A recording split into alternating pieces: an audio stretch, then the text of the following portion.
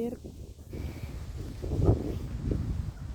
ነገሬ ንጹህ አየር ያብቀኝ።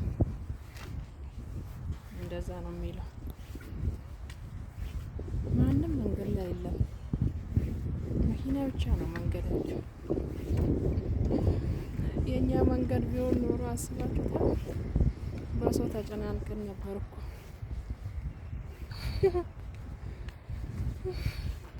አቤት ብርዱ፣ አቤት ብርዱ።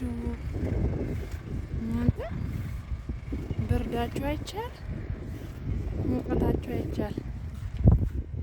ምንድን ነው ፈጣሪ ወይ! ዛሬ ደግሞ ፀሐይ ነው፣ ደስ ይላል በጣም። ምንም ቪዲዮ መስራት አልቻልኩም። እንግዲህ ያው ትረዱኛላችሁ።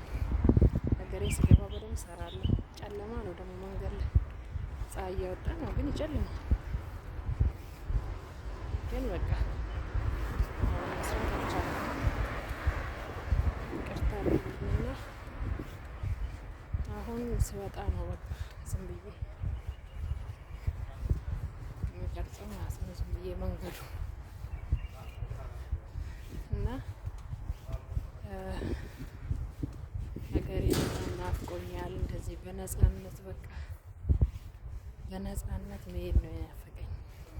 ንጹህ አየር ማንም ሳያዛቸው በራሳችሁ ማለት ነው።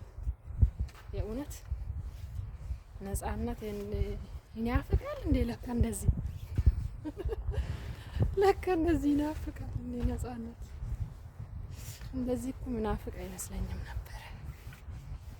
እንግዲህ ደረሰብኝ፣ አየሁት። ፈጣሪ ሆይ በቃ 2 አመቱ እኮ እንደ 10 አመት ሆነብኝ እኮ። እናንተ እንዴት ነው የምትቆዩት እናንተ? አንዳንዶቻቸው በቃ 10 አመት 15 አመት፣ ወይኔ 7 አመት 8 አመት። ምን አይነት ትዕግስተኞች ናቸው ግን?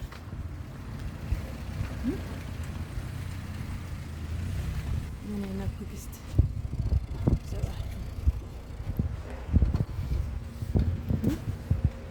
ምን አይነት ትዕግስት ቢሰጣችሁ ነው ሁሉ አመት ማዳም ቤት የምትቆዩት?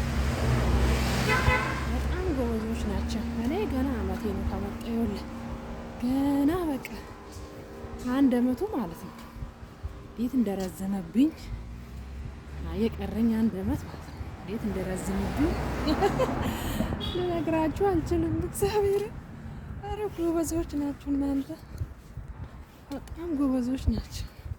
እኔ ግን አልችልም። በቃ ነጻነት ነው በቃ ታስረሽ አንድ ቦታ ታስረሽ ምናምን አልወድም። በቃ የሆነ ይጨንቀኛል። የሆነ የኛ አሚሮ የተለያየ ነገር ይፈልጋል። ታውቃላችሁ ግን እኛ አሚሮ የተለያየ ነገር ነው የሚፈልገው። የተለያየ ነገር በቃ አዲስ ነገር ይፈልጋልና በቃ ተደጋጋሚ ኑሮ ይሰለቸናል አሚሮአችን ማለት ነው።